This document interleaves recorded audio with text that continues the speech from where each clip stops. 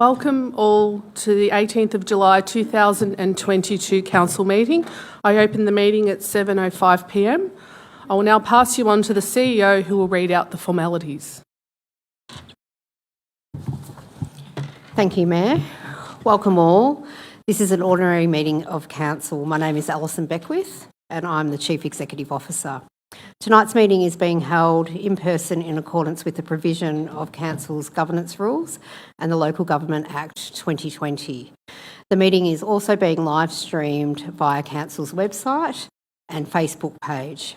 The live stream is not interactive. Any comments or private messages directed to us whilst the stream is live will not be presented to the Council group or have any bearing on the conduct of this meeting. Council's request to speak methods continue to allow participation without having to attend the meetings in person. Rules for our public participation during our meetings include: please note that any public questions submitted to tonight's Council meeting will be printed in the minutes following this meeting. Council does not accept questions as part of the request to speak process. No statement may be derogatory, defamatory or directed to an individual councillor, member of staff, ratepayer or member of the public. A 2-minute time limit applies to all requests to speaks. The timer will be used and a warning will sound at the 1.5-minute mark, and officers will sum up in the last 30 seconds if required, if indeed the statement is being read out on a resident's behalf. Members of the gallery leaving the meeting tonight, please note when you depart the chambers while the meeting is still in progress, we ask that you please not hold conversations out in the foyer, just because we do pick up the noise on the live stream, so we thank you in advance for that. I'll now introduce you to who is in attendance for tonight's meeting.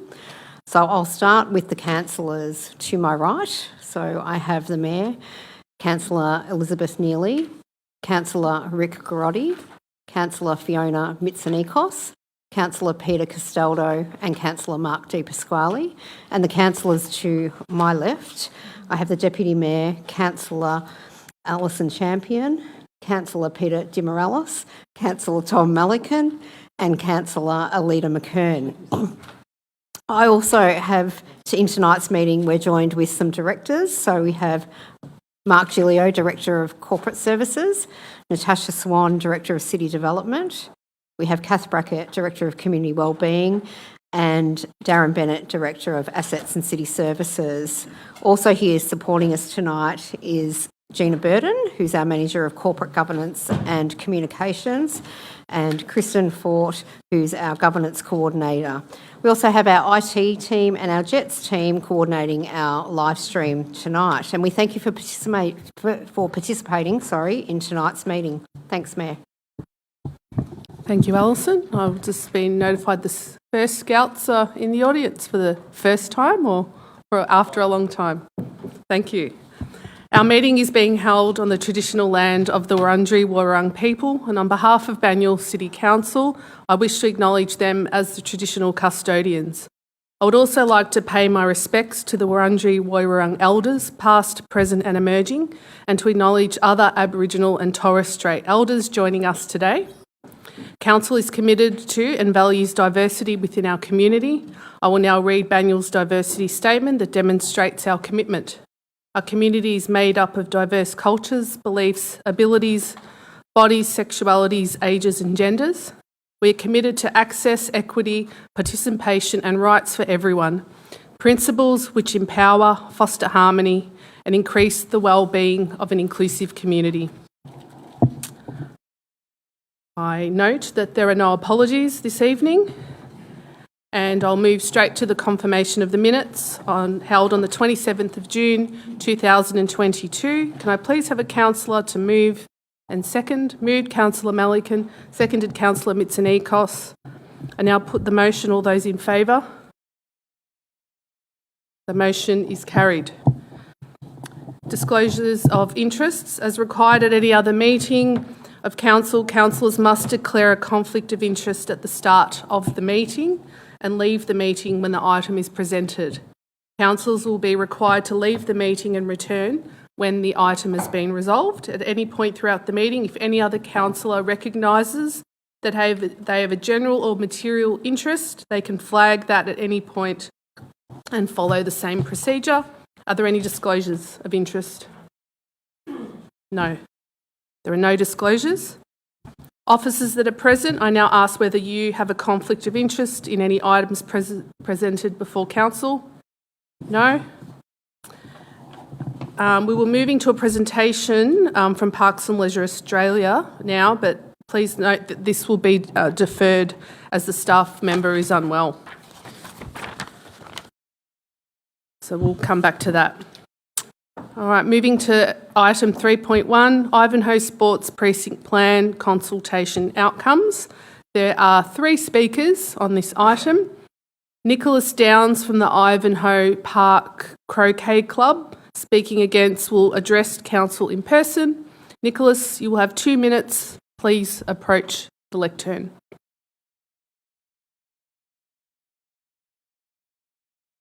Thank you.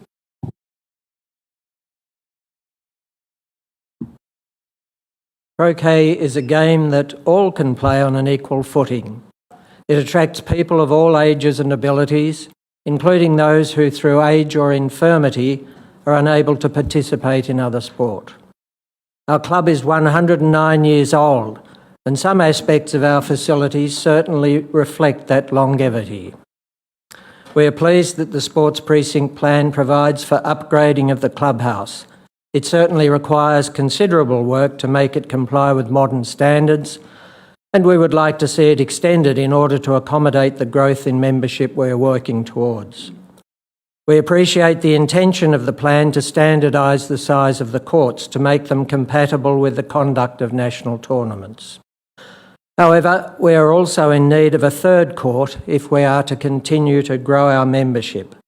Currently, with 2 courts, 16 members can play simultaneously, and we regularly have attendances in excess of that. We are disappointed that the recently revised and apparently definitive plan includes the loss of the open space to the west of our courts where the tennis courts are currently situated. This would seem to preclude the possibility of a 3rd court ever being provided in the foreseeable future. The concept of a combined open green space and croquet court, unfenced and accessible to the public, has been entertained at our club. It would have been a grand community asset and a brilliant way of promoting croquet. Without a 3rd court, lighting of the existing 2 courts becomes a priority, as this would at least allow extended hours of play. As implementation of the Sports Precinct Plan progresses, Ivanhoe Park Croquet Club would like to work closely with Council. We appreciate this opportunity to bring our thoughts and wishes to your attention. Thank you. Thank you, Nicholas. Dina Viviano from the Ivanhoe Netball Club, speaking against, will address Council in person. Dina, you have 2 minutes. Thank you. Clearly, none of the concerns highlighted in our previous presentation to Council on the 24th of May 2021 have been incorporated. The segregation of Ivanhoe Netball Club from other sports in your proposed plan does not actively foster any connection through social and cultural opportunities. There is no designated clubhouse or change room facilities for the female players of the Ivanhoe Netball Club. And the adjacent car park from an earlier proposal has been scrapped, which subsequently poses significant risk to all the members. Notably, the allocation of 2 netball courts and non-existent resources does not provide for the expected club growth, with current projections at 33% increase within the next 18 months. We suggest that the Ivanhoe Sports Precinct needs to be developed not just for the present, but for the future needs of the community of Ivanhoe, particularly as the proposed facility does not meet current fit-for-purpose requirements. The Ivanhoe Netball Club has commenced a community petition to support a permanent netball clubhouse and undercover netball courts, and as such, we are on track for the minimum of 10,000 signatures to present to Council. The Ivanhoe Netball Club, in your proposal, does not appear to have equal standing and as such is the poor cousin to other sports that have been included in the precinct plan. We strongly suggest that the plan, whilst mostly complete, be revised to reflect the facilities required for the growth of netball within the Ivanhoe community. We need to ensure that our female players are there to experience the full benefits of the Ivanhoe Sports Precinct or the sport and not be victims of an incomplete sports precinct plan. As a result of the significant focus the Ivanhoe Netball Club has facilitated towards a balanced community need for the Ivanhoe Sports Precinct and the growth of netball within Ivanhoe.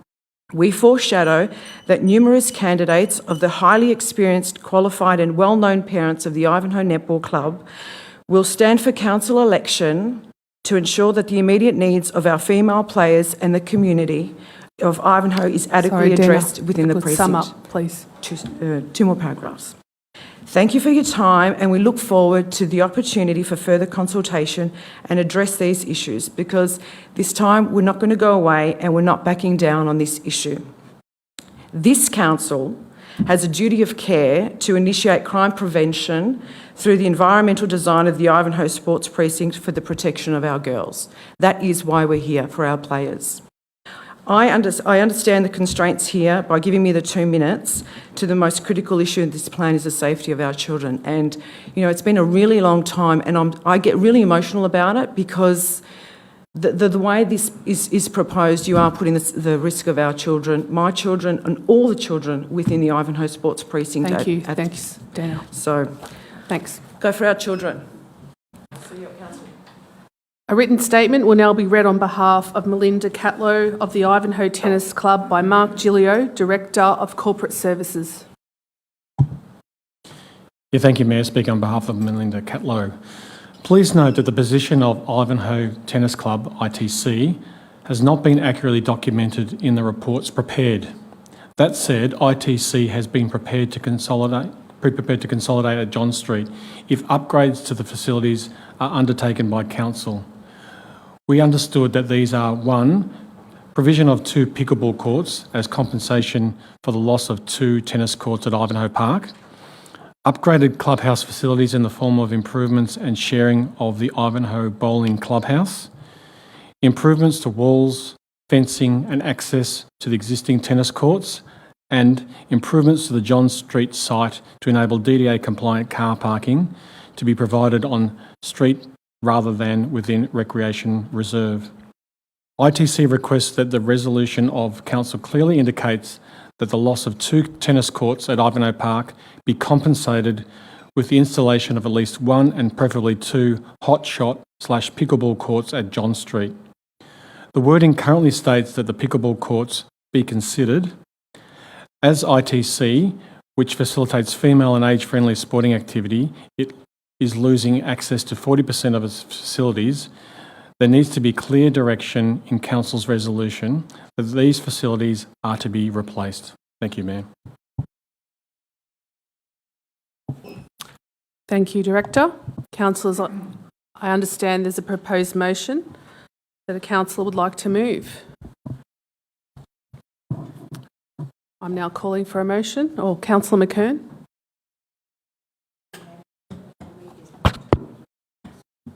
Excuse me, Madam Mayor, I believe there's an alternative recommendation that needs to be presented.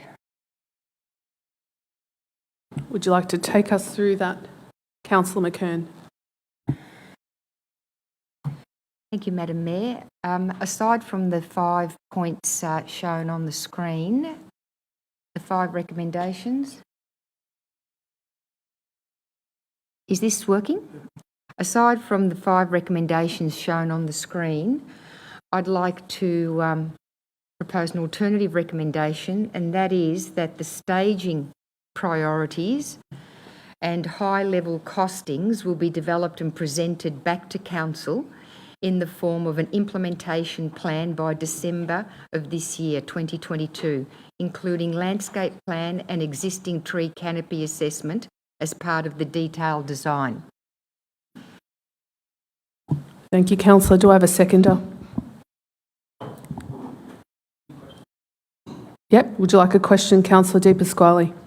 Yeah, Mayor, if possible, because there was reference by the Speaker this evening about safety Whenever someone mentions anything like that, my ears always prick up. So I'm just wondering from officers, what bases are there? Because we've been in many discussions around this for a long time, and that has never necessarily been brought to my attention. So I just want to address it now, if possible, please. Thank you. Director, Kath Brackett. Oh, thank you, Councillor. I can answer the question generally. Like with all of our master plans and precinct plans, etc., we do safety audits, like of buildings, physical infrastructure. We look at what's called SEPTED design, so making sure that people, when we access spaces and places, that we achieve and tick all the planning requirements in terms of safe places. Particularly conscious of that from a gender point of view as well, and also disability inclusion access. So as part of the next stage, when we're doing implementation and working through, management of like access to spaces, traffic management, all of those things, we consider those design principles. But certainly taking into account the issues around young women using the space, we take that very seriously and look very closely around gender inclusion around open space and spaces. Yep, thank you. Do I have a second? Do you have a question, Councillor Garotti? Yeah, thank you, Mayor. I did have a question, just I'm not sure exactly who to direct it to, possibly to the mover, but I note that a time frame of December 2022 has been included in point number 6, and just wondering if that's been discussed with the Chief Executive and whether the council officers are in a position to be able to confidently deliver to that time frame. Is that a question or a comment? Can I respond to that, Madam Mayor, to Councillor Garotti's question? It was an alternative recommendation that was put up a couple of days ago, and it has received support by way of being here on the screen for our consideration. So I've assumed, Councillor Garotti, that it is achievable. If, however, the Director, and through you, Mayor, the Director might comment on that, if there is a sentiment around more time being required, then we're willing to consider it. Director, Kath Brackett. Thank you, Mayor. Through you, I'm comfortable that we would work to the December 22 deadline. Okay, so we have I've also got a question. for an officer. Go. I've got a question for Dina from the Netball Club. In adopting this plan, we would be looking forward to assisting clubs to move forward. Is it my understanding that you would not be looking for any funding allocations if we adopt this plan for your club to get those 2 netball courts if we adopt this evening?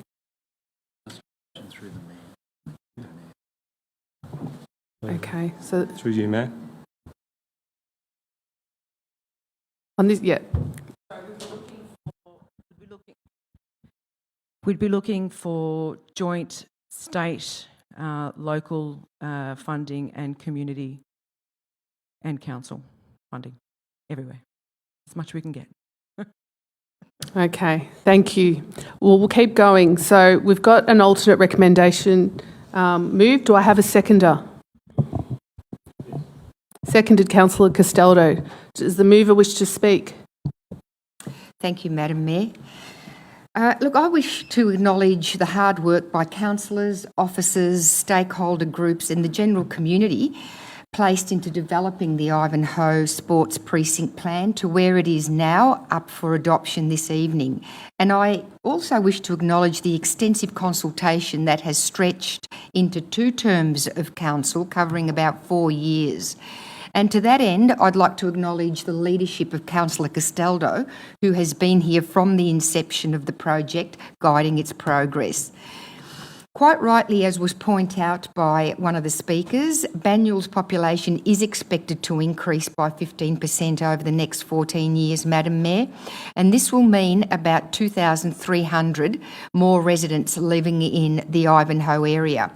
So it is right and proper that Council is future-proofing its open space assets to deliver appropriately. The plan Council is being asked to adopt tonight has gains which I believe are important for both structured sport supporters and for supporters of unstructured and passive recreation who often aren't in the room representing those needs. We've heard what some of the gains are, and it does include a permanent home and facilities for Ivanhoe Netball Club. And I want the supporters of INC to know that councillors have worked very hard to achieve a permanent home for Ivanhoe Netball Club in Ivanhoe Park. We know that Ivanhoe Netball Club has been advocating for this as the largest club in the BDNA with over 24 teams. It is well and truly time for Ivanhoe Netball Club to have a local home. This is a starting point.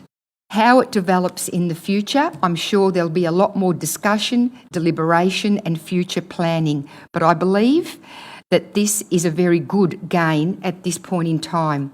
Retention of the EIBC and conversion of the caretaker's cottage to much needed passive open space and more multi-use and more community space in the East Ivanhoe Bowls club rooms, that's another gain for the community. Improved landscape in passive open space areas of Ivanhoe Park, which have been largely neglected to date.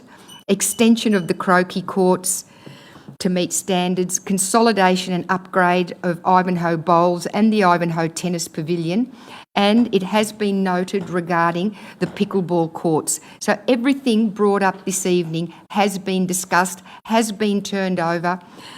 I might just say it is difficult to please everyone all the time. With so many competing needs and limited space to fit them all, my hope is that all who have been involved in this project will find something positive to take away from this revised July 2022 plan for the Ivanhoe Sports Precinct. Thank you, Madam Mayor. Thank you, Councillor. Does the seconder wish to speak? Yes, Mayor, thank you. It's been a journey since 2018, and an enormous amount of community engagement to arrive at where we have with the Ivanhoe Sports Precinct plan. Thank you to the two speakers this evening, Nicholas Downs and Dina Beviano, and to the members you have brought along this evening. And to all the other presidents and community voices who we have here this evening and have participated through the reference group and other community consultation stages. It took a lot of conversations with key groups, and today, once again, for me to recognise the difficult positions each club president is in, and they're here to advocate for their club. And we, as councillors, are here to make those hard compromises to help the clubs move forward. When I consider where we have landed, I'm happy to support this plan before us this evening, as it achieves 7 of the 8 principles we started with in this process and sets us up for a good outcome that will improve the sporting and public realm provisions, activation and passive and active sporting participation in the community. Well, this plan is before us this evening. Some clear opportunities. Well, we've worked on this plan, and what we have before us this evening is not perfect in many people's eyes. There were some easy to achieve outcomes along this journey that we have already implemented, and those were sports field lighting, playground upgrade and pavilion design. But now is the time to resolve on the hard to agree on parts of this program. And for those reasons articulated by my fellow councillor leader, McKern, I am happy to support this plan so that we can work on the detailed design, the advocacy work and the budget allocations. Now, it's been Councillor. It's been a difficult program, and I would have loved to have seen everyone happy at the end of this, but no one can be happy. We can't meet the demands of everyone on the limited space that we have. So, thank you, Mayor. Thank you, Councillor. Does any other councillor wish to speak? Is that a no? Looking left to right? No? Okay. So just to reiterate what's been said, this has undergone a extensive investigation involving clubs, stakeholders, residents, and broader community consultation on the issues and options report. So the feedback is across Ivanhoe Park, the pavilion at Charlesworth, car parking, traffic management, and passive recreation in the precinct, which is really a really important one as well. And particularly from the COVID lockdowns, people have been rethinking about what that public open space means to them. It's been thorough, and it's been aiming to meet community needs. So we must look at this as objectively as possible, looking at data, listening to people's expectations, and accommodating as much as possible. So the sport precinct must provide the community with well-balanced offerings, and some change is needed, and change is tough. Trends change, needs change, demand changes in particular sports or particular areas. So this addresses the community needs as much as it possibly can. So I now put the motion to a vote. All those in favour? The motion is carried.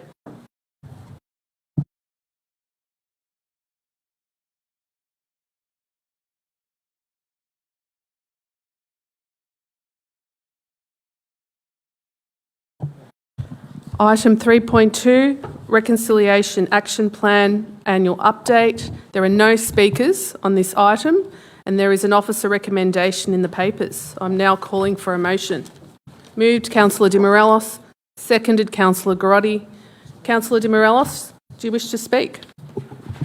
Thank you, Mayor. Just briefly to say that this is an ongoing process, the reconciliation plan. It's great to have 67 of the actions completed, with another 36 part completed, pending and still continuing. Being part of the committee, the reconciliation committee, it's just great to see the conversation that's happening and the participation from council with the Indigenous community. Many events have come out of this. I believe there was a barbecue 2 weeks ago. Unfortunately, I wasn't there to be there. But the 26th of July, they've got a treaty yarn, and this has definitely come from this reconciliation action plan and this committee coming together and talking and having a yarn inside that committee and finding some actions. And obviously these actions are a great process to continuing that inclusion of that Indigenous population in Banyule. So I look forward to the continued commitment from Banyule towards the reconciliation plan going forward and its progress. Thank you. Thank you, Councillor.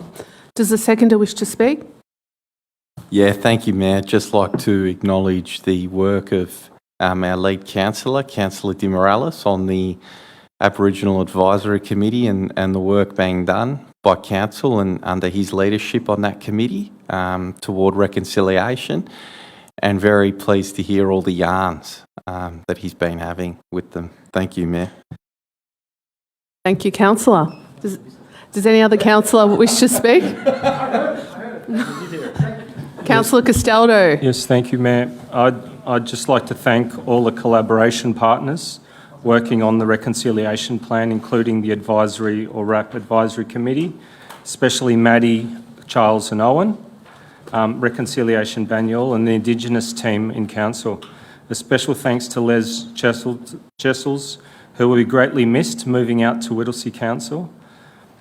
And the journey towards reconciliation with our First Nations people is one we as a council are committed to taking. It will take significant work moving forward. While much has been achieved, there's still a long road ahead of us, as indicated by the actions still outstanding on our RAP. On that note, I'd like to welcome the newly appointed Zali Mufsid and the team alongside her, Blair Codwell. We have some very important discussions coming shortly with the Banyule community in truth-telling and the journey towards the referendum and constitutional recognition of Aboriginal and Torres Strait Islander people in Banyule. Thank you, Mayor. Thank you, Councillor Castaldo. Councillor Malikan? Thank you very much. Yeah, some great progress has been made, but we have an enormous amount to do. And I note back in '67 when the most successful yes vote ever achieved in any change to our constitution was done to actually recognise First Nations people in the constitution. That was an enormous step at the time, and that was a step where we recognised our First Nations people. Now we're working on the Uluru Statement from the Heart. We don't just recognise them, we hear from them.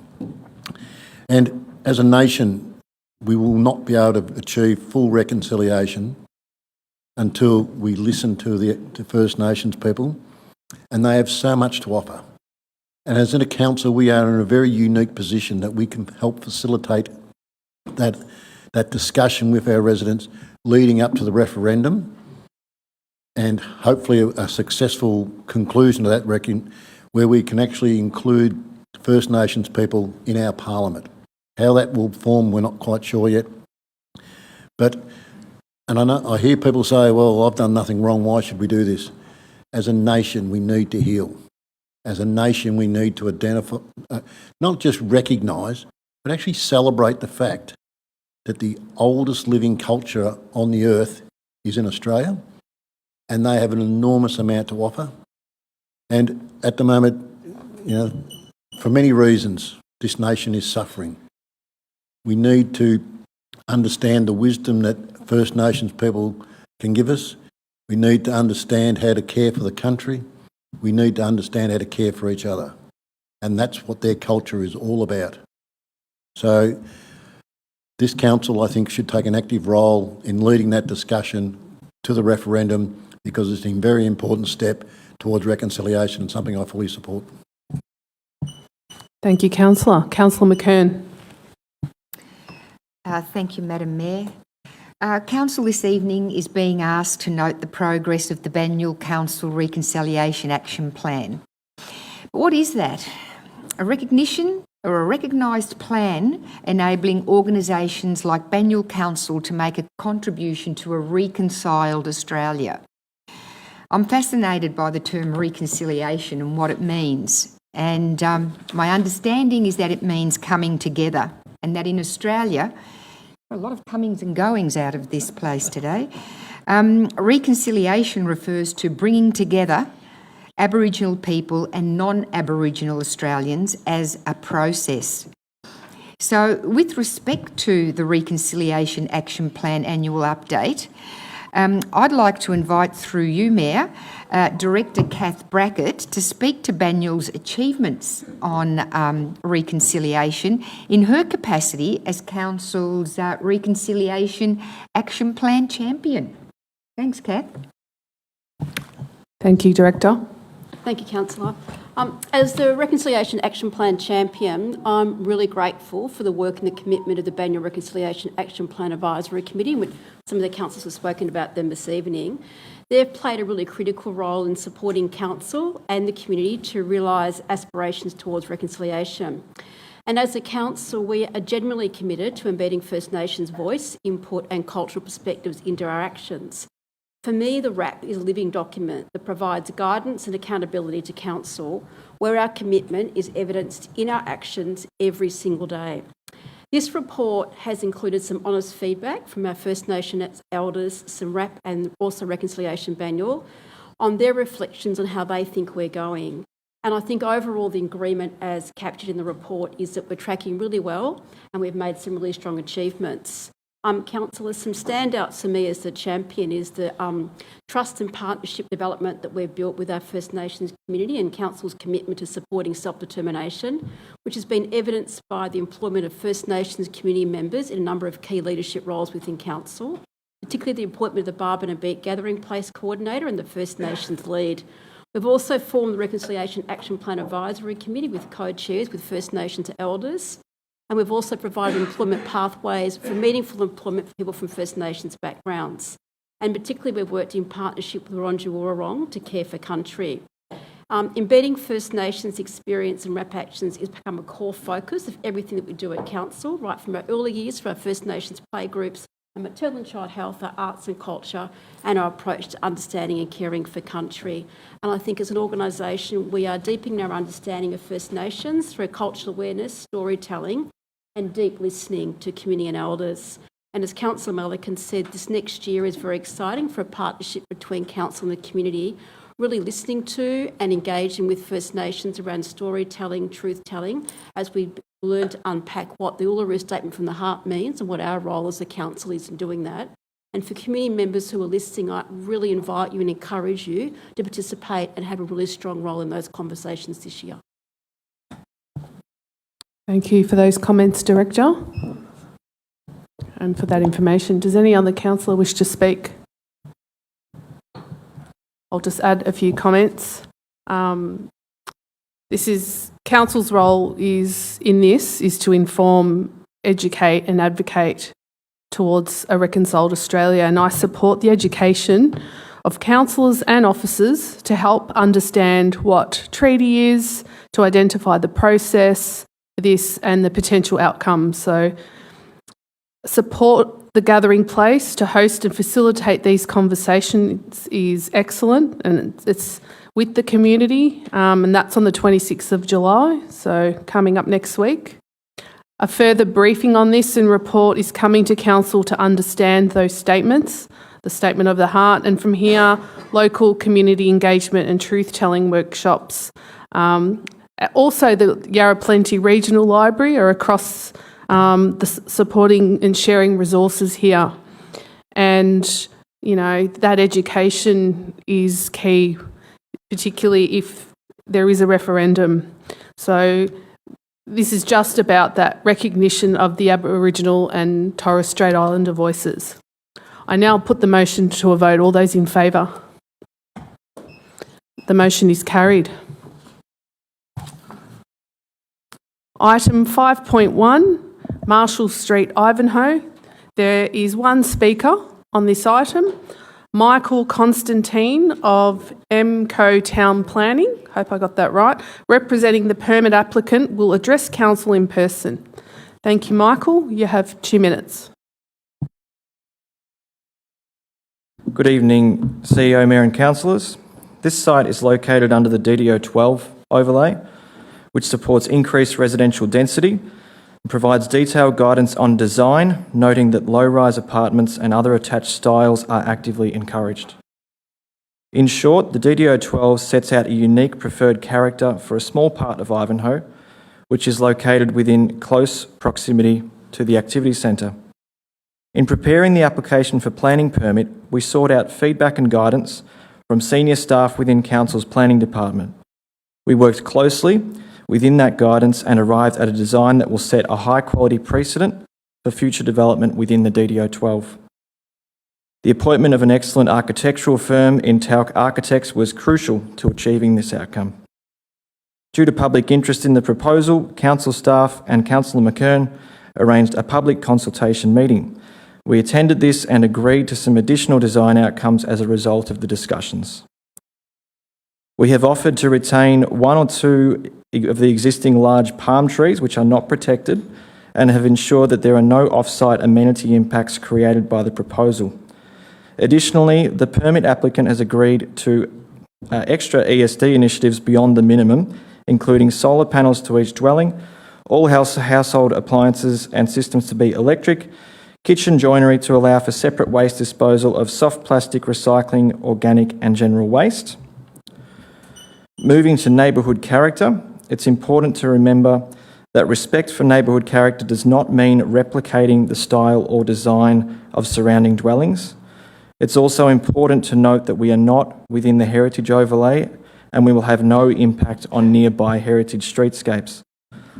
The overarching objective of the character policy is to ensure that development complements and respects the preferred future character of the area.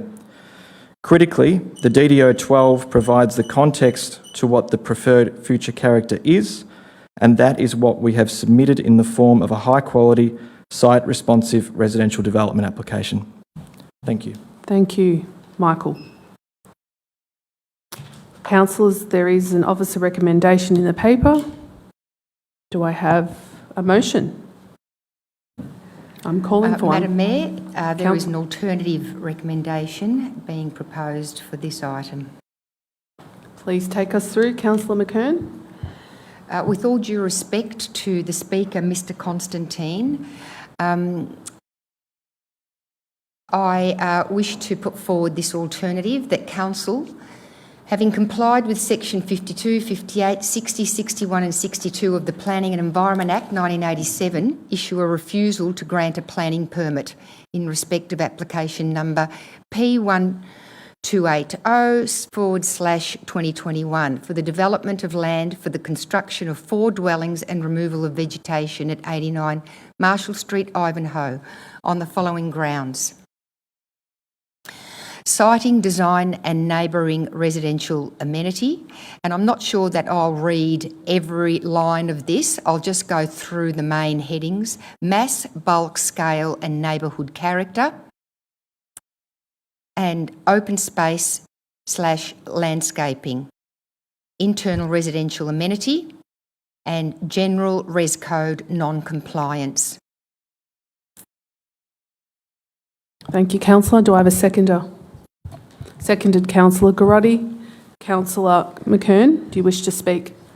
Thank you, Madam Mayor, and I wish to thank the Speaker, Mr Constantine. I want everyone here to know that I do not take the privilege of planning call-ins lightly. Calling in is a serious matter, and I understand that there is a lot vested in the outcome. I take seriously the efforts of all involved. After studying the objections, inspecting the site and its surrounds, having attended a meeting on the subject, reading the officer's report and studying relevant sections of the planning scheme, the annual planning scheme, and listening to Mr Constantine with regards to the development, I've concluded that this application should not be supported in its current presentation. That's not to say in any other presentation, in its current presentation. Why should this planning application for the proposed development not be supported? 8 local objections on the grounds of overdevelopment, not complying with the neighbourhood character objectives and vegetation removal being some. While I do applaud the recommendations in relation to environmental sustainable design, including no natural gas and all electric appliances, I believe meeting the requirements of the Banyule Neighbourhood Character Policy and the design objectives for the Design Development Overlay Schedule 12 are just as important. I believe that currently the application doesn't meet the design objectives for the Ivanhoe Accessible Residential Area, DDO 12, contrary to Mr Constantine's statement, in that developments adjacent to heritage developments, and there is a heritage protected house abutting the site, should be complementary in form, siting, scale, height and proportions to our proposal near heritage overlay sites. The current proposal does nothing to complement the existing prevailing architectural style and form, nor does it maintain the streetscape rhythm. This is an important part of the future desired character for the area. Side setbacks are, I believe, too tight, not allowing for landscape that provides leafy canopy tree separation between residential properties in the street. There's too much bulky built form proposed to allow for sufficient, meaningful landscape in the site's side setbacks. Nor does the proposal strengthen the garden-dominated streetscape character, which the Neighbourhood Character Strategy identifies as a key defining element for this precinct. Large canopy trees that are exotic or native, not Indigenous as the plan shows. The right vegetation has been selected for the wrong site in this instance, totally out of synchronicity with the desired future character for the precinct. I will actually refer to the future neighbourhood character that has been referred to by Mr Constantine when I wrap up, Madam Mayor. Thank you, Councillor McKern. Does a seconder wish to speak? Councillor Garotti? No. Does any other councillor wish to speak? Councillor Champion? There we go. Thanks, Mayor. Just 2 points briefly from me. I do support Councillor McKern's comments. For me, for dwellings on 725 square metres is, it doesn't stack up. It's very, very, very tight. Mathematically, not including setbacks and not including easements, which we're technically not meant to be building over, we're looking at 181 square metres per dwelling, which is very, very small. Very, very small amount of space to build on, to live on. I can hear, in my business, I hear feedback about the end result of these, I'm going to use the word product, so it's a living product, and I hear things like the bedrooms are too small, there's no backyard, there's not enough backyard, I don't have enough car space. These are all the basic things that I hear every day, every week about properties that are going to market. So I'm thinking ahead in the next 2 to 3 years when they're coming to market. So that was the key thing for me for dwellings on this site is way too tight. Secondly, palm trees are not a Victorian plant. They're a tropical plant. They belong in Queensland. And I don't mind who supports and ticks the box for the palm trees. I don't mind who you are. They don't belong here. Get rid of the palm tree. That's it. Thank you. Thank you, Councillor Champion. Does any other councillor wish to speak? Councillor Melican. Yeah, I've struggled with this, and I'm very disappointed it's got to this stage. Council officers have put some very good conditions on this to improve this development, and the applicant's showing a willingness to negotiate and come to an agreed outcome. And in his mind, I'm sure he's done that, and the officer report is supportive of this document, and now this is going to be overturned tonight in a council meeting. Now, is that a fair process? I don't think we should be springing surprises on applicants who have gone through a process, who have done public consultation and have agreed to changes that we recommended and requested. So I'm really struggling to, and I understand Councillor McKern's concerns about this, but I'm really struggling with this process because I don't think it's a fair process. And I think we should have gone down a different path where we can negotiate an agreed outcome on this because of the applicant's willingness to agree. And if the outcome is that an apartment style building is a better option to provide increased setbacks, is that a better outcome for this site or not? So yeah, I'm really struggling with this process, and I would have much preferred that we come to an agreed outcome. And the last thing you'd want to see is this go off to VCAT. So hopefully there will be some time for still more negotiations and changes so that this can be approved by this council. Thank you, Councillor Melican. Does any other councillor wish to speak? I put the motion to a vote. All those in favour? I might take the opportunity to wrap Sum up, up, Madam Councillor Mayor. McKern. Thank you. Look, I do respect the comments of my fellow councillors, both Councillor Champion and Councillor Melican. They both raise salient points.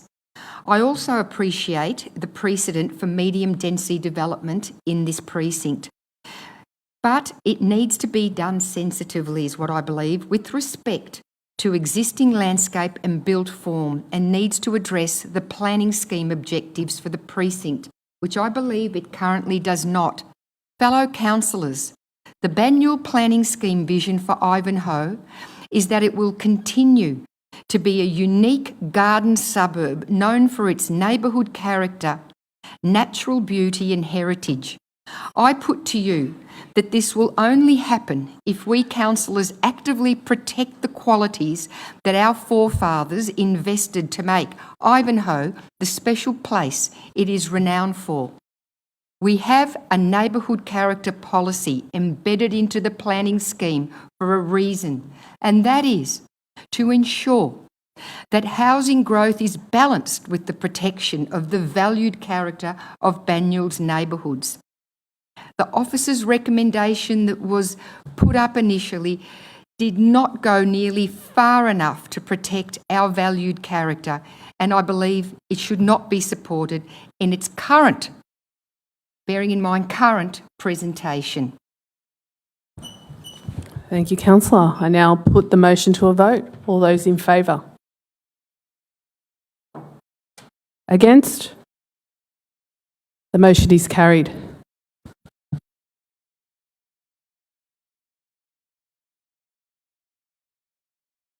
Sorry. Item 6.1, Social Infrastructure Framework. There are no speakers on this item and there's an officer recommendation. I'm now calling for a motion.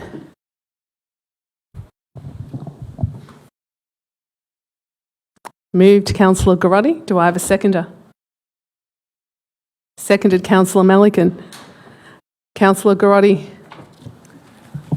Yeah, Mayor, I understand this has been a real passion and focus area for yourself, so I might defer my comments to you to make. Thank you. Thank you, councillor. Does the seconder wish to speak?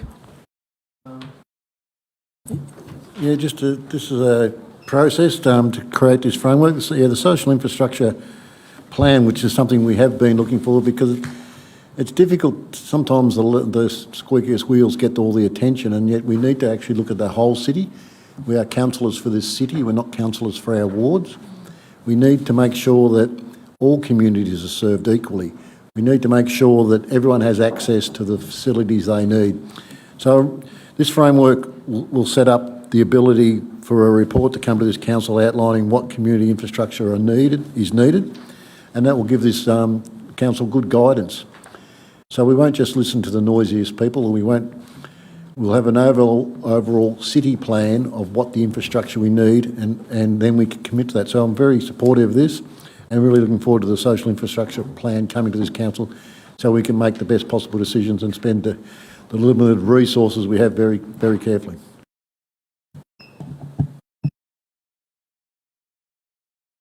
Thank you, councillor. Does any other councillor wish to speak? Councillor Di Morelos. Thank you, Mayor.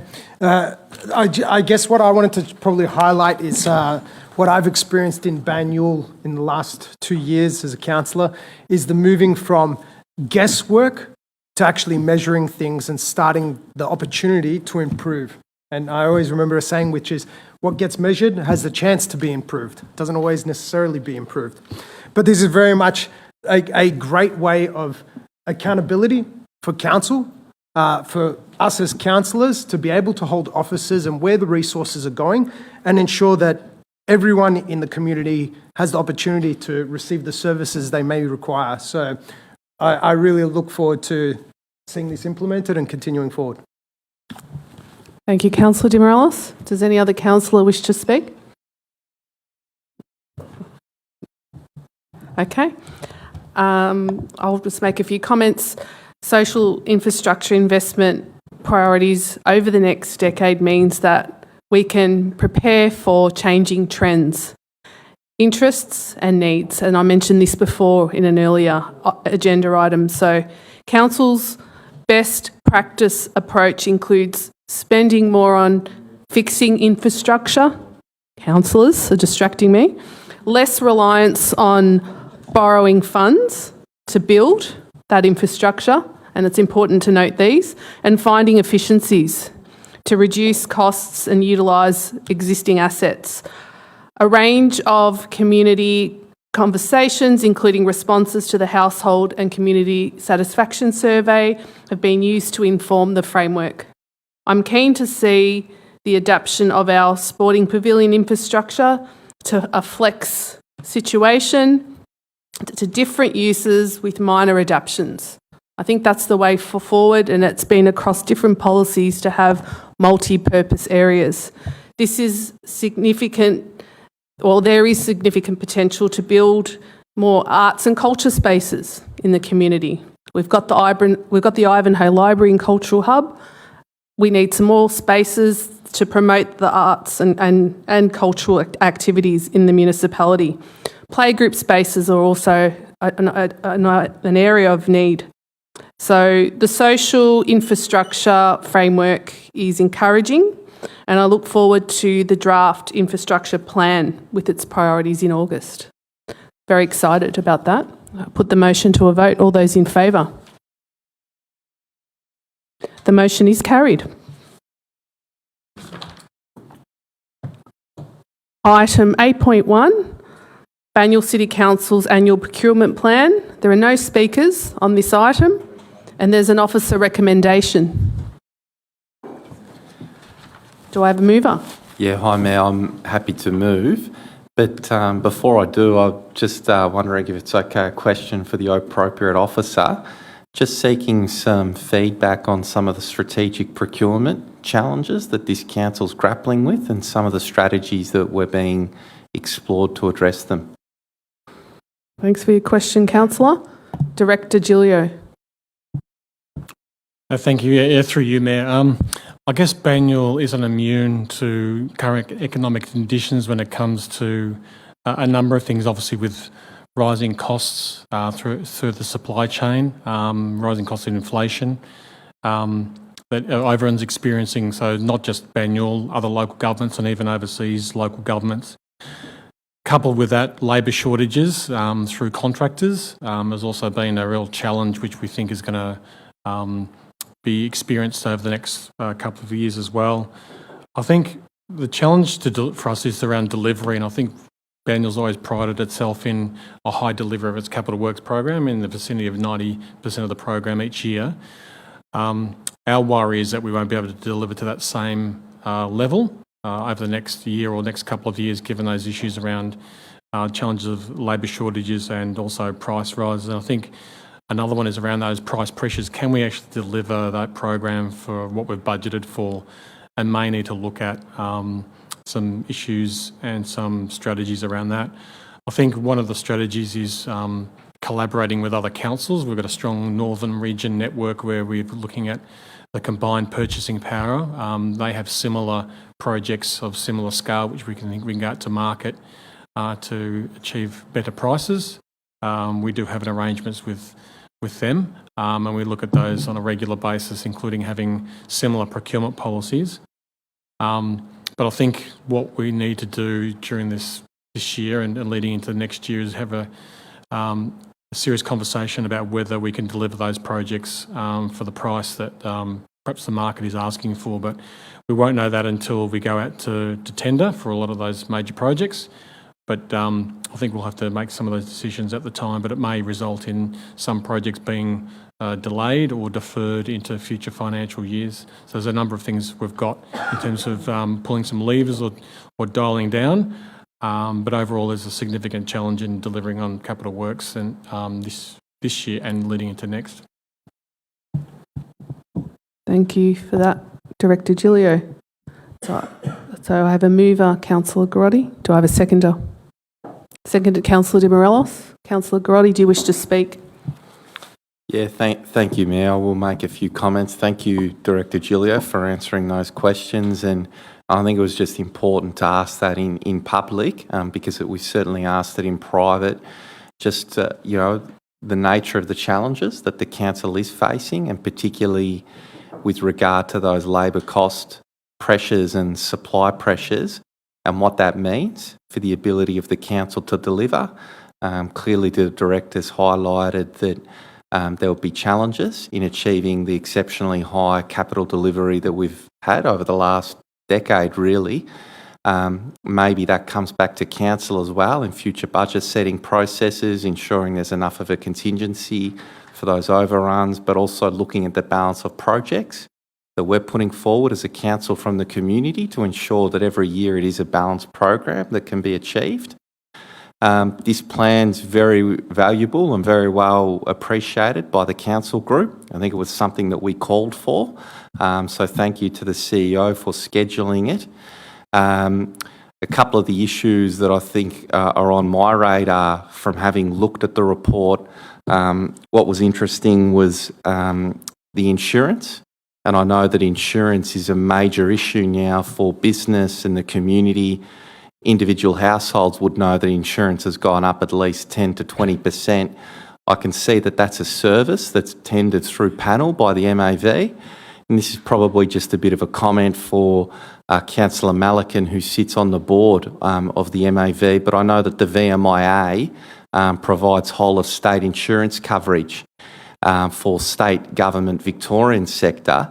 And has that been something that's been considered as an expansion into local government We know that Treasury Corp Victoria now is providing loans to local governments so that local councils aren't going out to the private sector banks and paying much higher interest rates. Perhaps there's an opportunity there in insurance, so I'd certainly encourage our MAV director to look into that. And I suppose the other thing that just emerged to me with the plan is around supply chain integrity. So we know with the war in Ukraine that's happening at the moment and the sanctions that have been levied, the real focus to ensure integrity of supply chains, to ensure that we're not inadvertently procuring goods from Russia. But potentially there's a question mark, and I know that people in my community are broadening that question to potentially countries such as China, as an example, and in particular regions of China where human rights issues have been raised. I know that we have a major program of procuring our solar panels. So an area of focus for me will potentially be looking through officers and the councillor group around supply chain integrity and being able to go back to our community and say, yeah, look, what we're doing meets the standards that you expect from us as a council. So thank you for the report. It's done exactly what I hoped, which is to prompt questions and to promote strategic considerations from this council, and we look forward to further reports in the future. Thank you, Councillor. Does the seconder wish to speak? Thank you, Mayor. Councillor Grotti summed it up pretty well. One of the things that I really like about this plan, and probably what's important, is ensuring that our spend is on point. As councillors, you know, we are here with the ratepayers' money, and sometimes we got to look past what our term is and look at the long-term benefit for the community. And as Director Giglio said, that it might mean that some projects are deferred, and that is what will be financially responsible on our behalf as councillors to ensure that we don't spend or don't overspend on projects. That this may be the downturn. This is when we build our foundation for future growth for the next council group, or hopefully ourselves when we do choose to run again. But very much, this is a great report, and nice to see that the increase in the delegation has been well done as well. So good work to you, CEO. Thanks. Thank you, Councillor De Morelos. Does any other councillor wish to speak? I'll put the motion to a vote. All those in favour? The motion is carried. Item 8.2, Council Meeting Prayer. There is one speaker on this item. A written statement will now be read out on behalf of Beverley Moss by Natasha Swan, Director of City Development. Thank you, Mayor. I read this statement on behalf of Beverley Moss. Can you think of a time when all levels of government have faced such economic and social challenges, yet Banyule councillors have voted to divert precious human and financial resources to create a report which does not add anything to council meetings or the organisation at large, regardless of the outcome? The community has already voted it down twice. The latest census results highlighting the decreasing interest in Christianity and religion in general makes the call for a prayer both regressive and backward-looking. The state government is currently being asked to consider banishing the prayer. Anyone who has watched the behaviour in our federal parliament knows how ineffective a prayer is in practice if one argues that it delivers better behaviour and decision-making. If council persists with the prayer, then its benefits must be documented and evident to the community, which is having to pay for the resources used in its pursuit. The outcome, in terms of accountability and transparency, should, therefore, be recorded at the end of each set of minutes with input from each councillor and demonstrate what difference the prayer made to their performance at that meeting. Thank you for reading that, Director Swan. There's an officer recommendation in the paper. Can I please have a councillor move the motion? Yep. Moved, Councillor Grotti. Do I have a seconder? Seconded, Councillor De Morelos. Councillor Grotti, do you wish to speak? Does the seconder wish to speak? Does any other councillor wish to speak? Councillor Castaldo. Yeah, thank you, Mayor. I fully support the recommendation of this report and agree with the old age wisdom of the separation of church and state. Nobody wants religious beliefs forced upon them. Similar to the author of this report, I identify as non-religious and support what has been the tradition of Banyule since its inception in 1997, to separate religious matters from those matters of council. Thank you. Does any other councillor wish to speak? Councillor Champion. Thank you, Mayor. I have a couple of points, and I'd like to start by thanking the author, Gina Burden, of this particular report. I appreciated the time you took to do the work, the research, and help me, for one, make a sound decision tonight on whether to support this notice of motion or not. There are a couple of points that I would like to speak for on behalf of one of my residents who is unable to be with us here this evening. She wanted to make the point that it is more important probably to acknowledge our Indigenous communities who've resided with us on this land, with this land, for so many centuries, and which has already been referred to in this meeting. And of course, we do already have a statement in place acknowledging their contribution. And she also wanted to make the point that maybe it's more practical to acknowledge our natural environment, which continues to provide us with mental and physical relief and solace in times of illness and distress, in anguish and general personal discontent. And this has been noticeable in 2020 and 2021 during our restrictions. And the need to be outside in our parklands, in our bushlands, on our trails, taking in the fresh air and acknowledging and connecting with our flora and fauna has been more therapeutic for us in maintaining our sound mental health and well-being. Thanks, Mayor. Thank you, Councillor Champion. Does any other councillor wish to speak? Councillor Di Pasquale.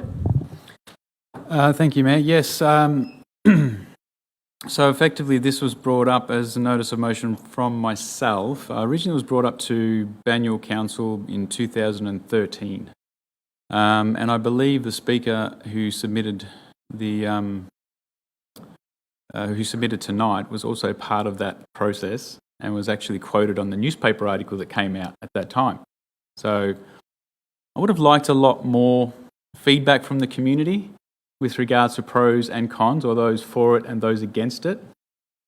I brought it up once again because there are members of the community who do think that government and or those who are representing the people should not have separation between religion and or their roles in community. So, and these are people who think that, people will, go to Mass on a Sunday and then every other time they're just a normal human being. I think we need to understand that religion is all the time and we should be praying all the time. Now, with regards to, and there was a bit of a mention of the Australian cultural part as well, our Aboriginal community. The word that they generally bring to the table is bunjil. If you understand what bunjil is, you'll understand what religion is. It's something that is greater than man-made. It is something that governs this world. It's something we can't understand, and we're just part of it.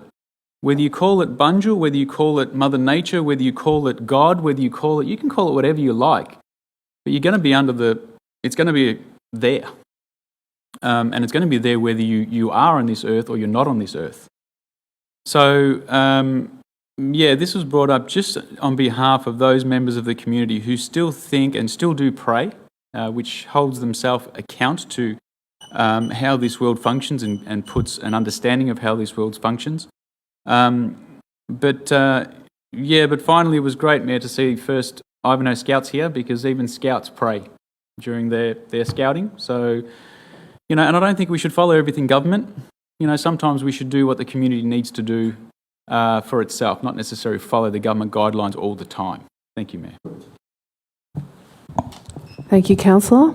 Does any other councillor wish to speak? I'll put the motion to a vote. All those in favour? Against? The motion is carried. Item 8.3, record of councillor meetings. There are no speakers. There's an officer recommendation. Can I have a councillor please move the motion? Moved, Councillor Champion. Do I have a seconder? Seconded, Councillor Mitsonikos. Does the mover wish to speak? Does the seconder wish to speak? Does any other councillor wish to speak? I'll put the motion to a vote. All those in favour? The motion is carried. There are no sealing of documents or notices of motion this evening. I'll now move on to items of general business. I have 7 items of general business from councillors. We'll begin with, as always, Deputy Mayor Councillor Champion. Women in Business. Thank you very much, Mayor. I'm actually going to start with the Montmorency Football Netball Club celebrating 10 years of women's football. So the Monty Football Club celebrated 10 years of women's football on the 10th of July with many local families, current players of all ages, coaches and club leaders, including the 2 original players, Sian Capito and Nicole Blythe, the original coach, Celia Pease, and 2 former players, Gabby Newton and Bailey Hunt, and they now play for the Western Bulldogs. So Banyule Council Sport and Leisure officers were also present to acknowledge this significant milestone in the club's history. As the brainchild of the netball manager Peter Gray in 2011, including female teams has led to Montmorency Football Club being the largest integrated local club in Australia, so he tells me. He and Gail Blythe, who is the women's football manager, have worked tirelessly to encourage, support and successfully grow the fledgling numbers of female players in the early years, 10 years ago, to fill the teams across the full range of age groups. And as the club continues to flourish in popularity, its leaders are asking for additional volunteers and players for its senior teams. Please. The 2 key messages from the club's former players, Gabby and Bailey, are take every opportunity that you enjoy and control only what you can.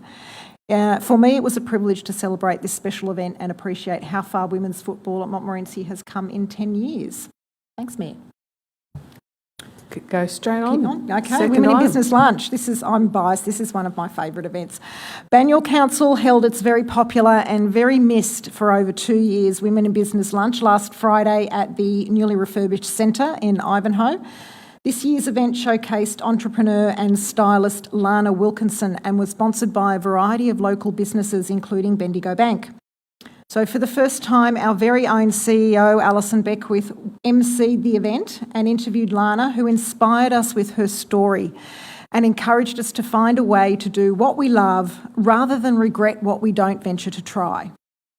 Congratulations to Banyule's Economic Development team for creating this successful event, and many thanks to all our local businesses who provided generously for the raffle prizes, as well as Peter Rowland Catering for our delicious lunch.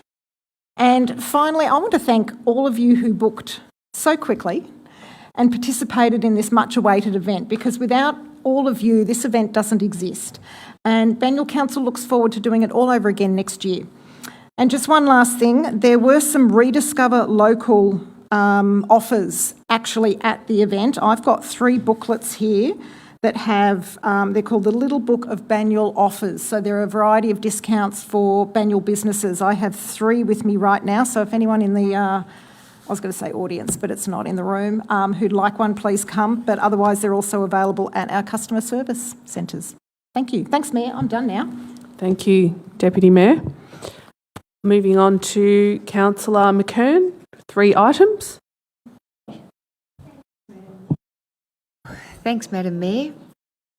Yes, a bit of a news flash recently in relation to a new fish ladder that's gone in at the Darebin Creek in the Darebin Parklands.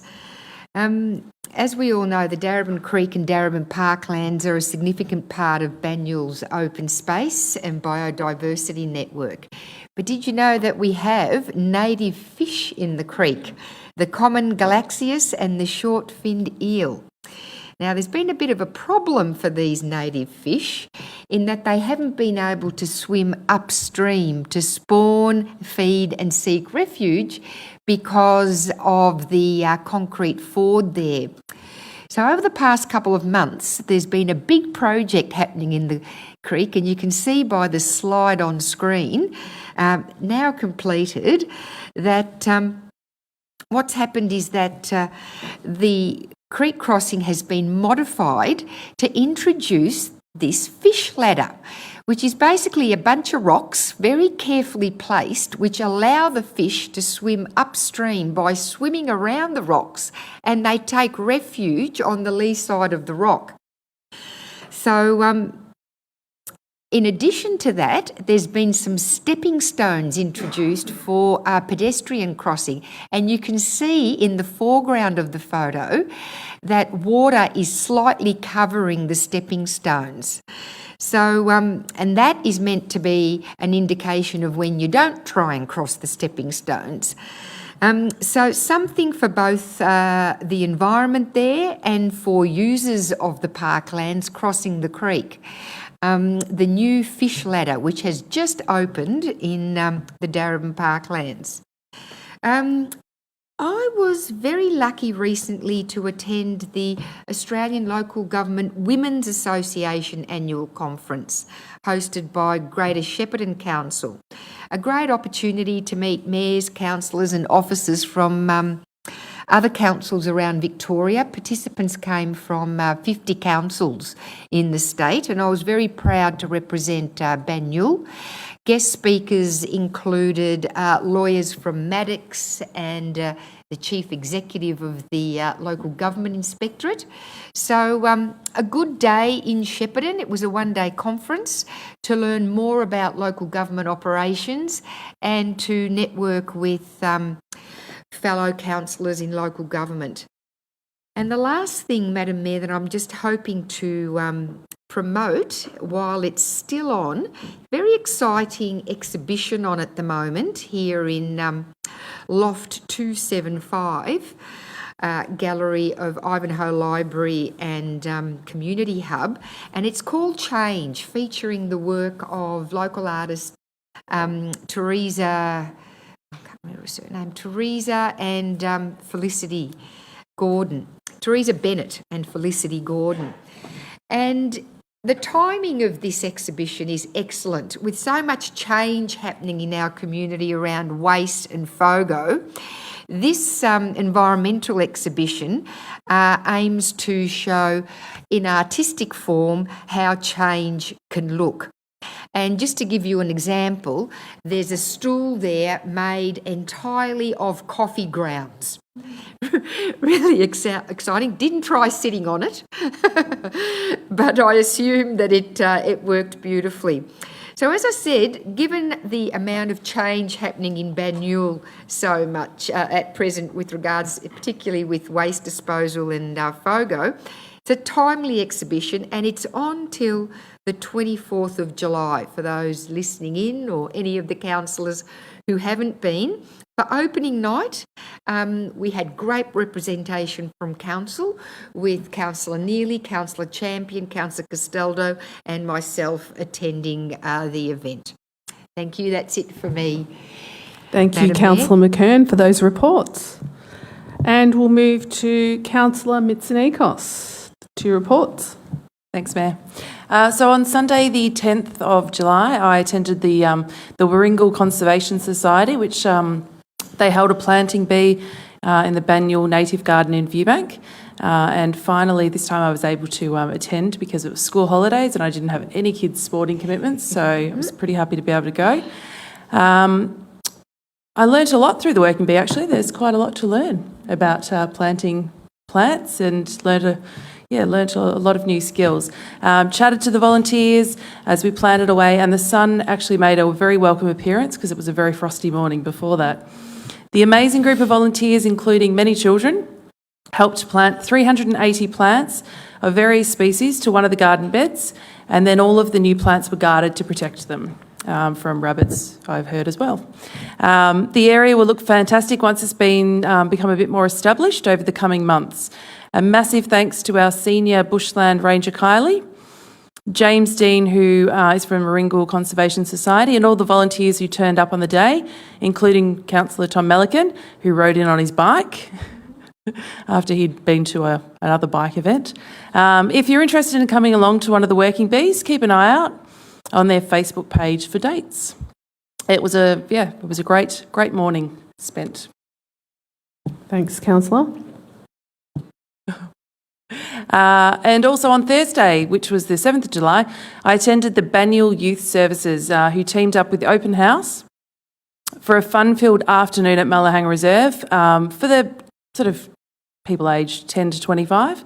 There was a DJ playing fun music, and there was various local artists who were completing the street murals on the bike shed walls. Kids were playing basketball, hockey, there was skateboarding, and we also had our new portable bike jumps from Jigsaw Jumps were there too.